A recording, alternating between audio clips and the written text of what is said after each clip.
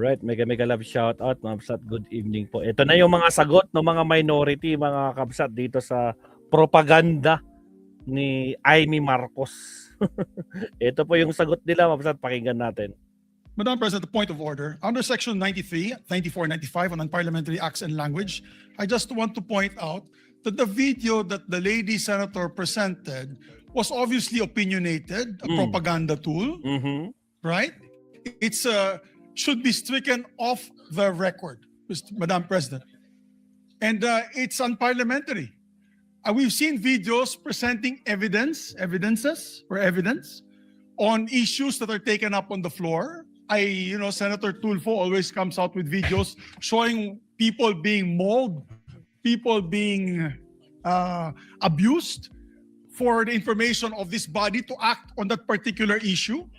But to come up with an opinionated piece like that, ganong klaseng video na propaganda na sowing intrigue. Kasi ako, Madam President, hindi naman ako sang-ayon sa people's charter change. I was the first one in this institution who fought that kind of move with the PI, and all of us together, kaming lahat, for the first time in the history of the Senate, 24 senators tumayo dyan at pinasapu natin yung Contra People's Initiative, na fake People's Initiative, na talagang kinall out natin yung lahat ng grupo ng tumutulak nun, from the Speaker and even Malacanang, kinalaban natin. Kaya wala kaming kinalaman dyan. Bakit sinama kami dyan sa propaganda na yan? Na dahil kami, Duwag 11? Ano ba yan? Bulaga 11? At grade 13? That should not be shown here. Because what will stop us now, Madam President, for that lady senator, that we come up also with a propaganda video here, papalabas din namin, yung mga sala nila. Oo, kung ano-ano, hindi naman kami ganyan. No? To gain traction, to gain views and publicity, will destroy our fellow colleagues here? Walang ganyanan. Hindi ako nagagalit. Kilala niyo ako. Ako pinaka-amiable dito. Mahal ko kayo lahat. Pero hindi tama yung pangyayaring iyon. Hindi ba?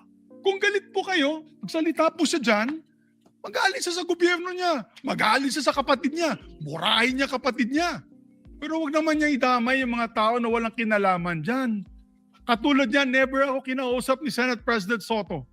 Never ako kinausap ng mga kasamahan ko dito about charter change. Kasi alam din nila, tutulak ko. Ay, uwi! Ano ka, nagbumuta? O napapayak ka na ba? Soplak ka ba? Diyos ka, Lord Rudy. Yung mukha ni Ivy, oh. Talagang sampal sa mukha niya to. Never ako kinausap ng mga kasamahan ko dito about charter change. Kasi alam din. Ay, nako, babalo.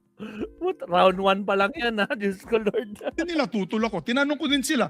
Wala silang kausap. Wala silang kinalaman, wala silang alam sa charter change. This whole group is just nodding, shaking their heads. There is no such thing. Inday-badiday na ba tayo dito sa Senado? Kaya sinasabi, we're a circus. I apologize to those who are watching. They think we're a circus. We are a circus because this type of language that we are pushing in this August chamber, it's unparliamentary, Madam President. It is unparliamentary. And I'll tell you now, these people here, ladies and gentlemen, in this body are not in favor of any amendments to the Constitution. We just want to bring back the integrity of this same chamber. Walang planong palitan yung Constitution, especially 1987 na Constitution. Walang plano. Ang gustong gawin, ibalik ang dignidad ng Senado na sinira nyo. It's the first time na talagang lugmok pinagtatawanan ng Senado. Diyos ko, Lord Rudy. Di ba Allen Valencia? Deo Marte? Diyos ko, Lord. Shout out. Kabsat. Christy Jamang. Shout out. Cannot we discuss that as a group, as a body? That we fight for our integrity? For the good name to be brought back? For people like Jokno, people like Tanyada, people like Aquino, Miriam Santiago, people like Salonga, even Frank Drilon, people like Miriam Defensor Santiago, Joker Arroyo, who stood here for what was the best times of our institution. Have we forgotten that and we've made it already like a circus? Madam Chair, I do not agree. Putragis ka. Ginawa niyo lang circus ng Senado. Putragis talaga kayo mga kamote, oo. Yan, nakakon kayo, nakatanggap kayo ng malaking sampal. Diyos ko Lord. Because I'm not Maca Marcos. I'm not, so when you come up with a propaganda tool like that, hitting all of us, it makes us look that we are, nasa panig po kami ng mali at nasa panig po kami ng mga demonyo. Diba? May panindigan po kami lahat dito, Madam President. So therefore, you can see my passion on this. I move to strike the horrible propaganda video Horrible. off the records of this great institution. Madam. Strike out that horrible video sa pinapakalat na propaganda ni Amy Marcos. Mangibabain talaga dito. President.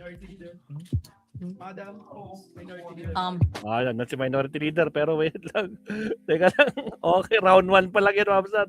Okay, countdown ulit tayo.